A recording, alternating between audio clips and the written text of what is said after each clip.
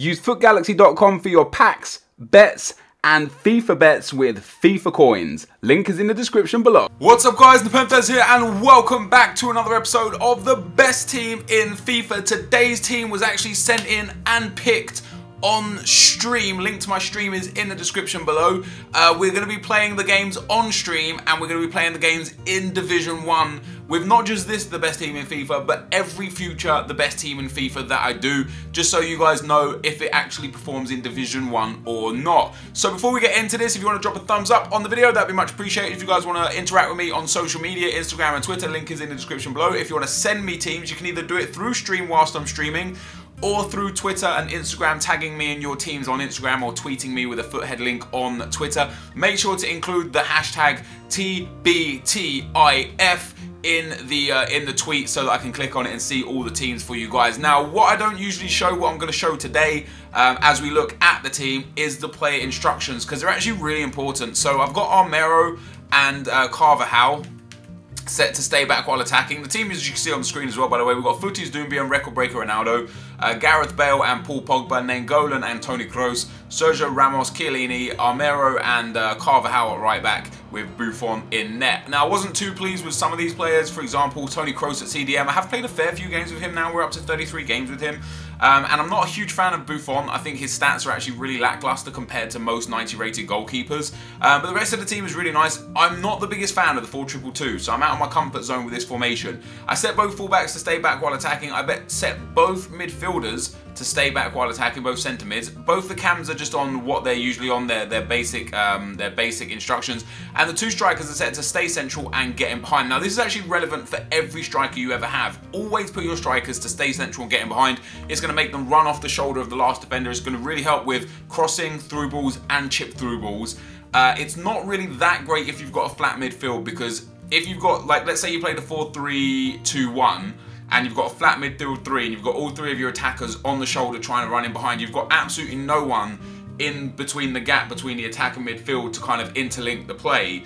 So only actually do it when you've got cams, because the cams sit there above the midfield behind the attack and they can link the play up perfectly. If you don't have cams or a centre forward, then you've got absolutely no one to link the play up between the midfield and attack, and it's going to cause you a lot more problems than you'd actually think. So those are the instructions, guys. This is the team. Drop a like on the video. Let's get into the gameplay. Okay guys, as we go into the gameplay, as per usual, I'll show you the team to come up against and the goals that I scored. Now, I want to start off with the value of the team, the fact that it's another 10 mil plus team, and the fact that value for money in FIFA is actually more hard to predict than I thought when I first put value for money in as the best team in FIFA, because a team, like, the game changes throughout the year, and a team that was value for money and viable 6 months ago just might not be anymore, because of perhaps the price of the player, the fact that the market changes, the fact that the way the gameplay changes actually, you know, adapts through the year. Certain formations become more valuable throughout the year as certain things take place. So just ignore value for money forever in the best team in FIFA, because if you go back and watch like a 400k team, that might not be value for money anymore, because that might now be like a 50k team, or it might be a 2 million coin team. So value for money just really isn't something that's there anymore. So Cristiano Ronaldo not only is the best player in this team, he is the best player in every team. You know, I've got some favourite players in FIFA 15, and I think Gareth Bale is one of my favourite players. I think Team of the Season Sanchez is one of my favourite players. I think Team of the Season Zardes is one of my favourite players. But when it comes to the best player, there is just no one better than Cristiano Ronaldo this year in FIFA. Whether it's his gold card, his first in form, his first striker, his record breaker, his team of the year or his team of the season, he is just unbelievable. The strength, the 5-star skill moves, the 4-star weak foot, the incredible finishing, the height, you know, the fact that he's 6'1", he's just got the makings of everything that you want to be an incredible player. And he, like, for me, the best player ever in FIFA was Team of the Season Zlatan Ibrahimovic from 2014, no, 2013? I think 2013. That guy just caused problems all over the place. All over the place. And that was probably, for me, the best ever card in any FIFA. I think this Ronaldo this year, whichever variation of him you use, is just the best card in any FIFA ever. He's absolutely unreal. The team in general was really good. it's kind of what you expect, you know, a lot of blue cards in there. Armero was brilliant at left back. If you guys ever think, oh, I don't really want to use him because he's silver, and this is very hypocritical of me because I'm anti-silvers this year. I think gold players are just much better. I have said that there are some exceptions where silver cards are better. Armero is a great left back. He saved me so many times at left back. I thought he was fantastic. He was very strong. Obviously, he's got good pace. And yeah, he done a good job at left back. And to be fair, for the stats of Buffon, and this goes more to say to show and prove what I say about goalkeepers, Buffon was great. And I've said about goalkeepers for the last probably 3 months, it doesn't matter if you've got an 82 rated goalkeeper or a 99 rated goalkeeper, they're going to play largely the same because the goalkeepers aren't the problem. I know there's certain issues where you can chip a goalkeeper and he stands still, but that will happen whether you've got a 99 rated goalkeeper or a bronze goalkeeper. In terms of goalkeepers, there's no problem. It's the shooting mechanics that are broken, both positively and negatively. So when you run past the keeper with your striker, it doesn't matter who is in goal. He's not going to tackle you at your feet because that's the way that the mechanics of the offensive mechanics work. So for the fact that I'm anti-Buffon, I don't need to be anti-Buffon. I don't need to be anti any goalkeeper. In future, when you guys build teams, use whatever goalkeeper the hell you want that gives you the best chemistry for your defense, because it doesn't make any difference. It doesn't make any difference what goalkeeper you have. I thought the defense was solid. You know, one of my favorite centre-backs in Ramos in defense, and Chiellini, who I used to use a lot in FIFA 13, and I haven't really used much this year because I'm not a fan of the Serie A. But yeah, Chiellini was great. Nainggolan was great.